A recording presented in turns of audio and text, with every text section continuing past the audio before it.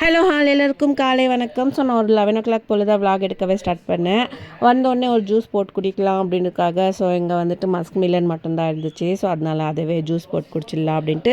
So பசங்களுக்கு 2 பேருக்குமே வந்துட்டு சர்க்கரை போட்டு கொடுத்துட்டேன். ஸோ நான் வந்து சுகர் இல்லாமல் தான் எடுத்துகிட்டேன். பழமே ரொம்ப ஸ்வீட்டாக இருந்துச்சு. ஸோ அதனால் வந்துட்டு நான் சுகர் இல்லாமல் தான் எடுத்துக்கிட்டேன். அதுக்கப்புறமா வந்துட்டு இன்றைக்கி பிக் பாஸ்கெட்லேருந்து கொஞ்சம் திங்ஸ் ஆர்டர் போட்டிருந்தேன்.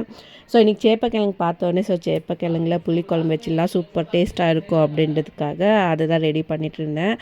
புளிக்குழம்பு வந்து ரொம்ப டேஸ்ட்டாக இருக்கும், ரொம்ப சிம்பிளாக பண்ணிடலாம். நான் வந்து 4 விசிலுக்கு குக்கரில் போட்டு எடுத்துட்டேன். ஸோ சேப்பக்கிழங்கு அதுக்கப்புறமா வந்துட்டு மிக்ஸி ஜாரில் தேங்காய், அதுக்கப்புறம் தக்காளி, வெங்காயம், பூண்டு, புளி, ஸோ இதெல்லாம் போட்டு பேஸ்ட் பண்ணி வச்சுக்கிட்டேன்.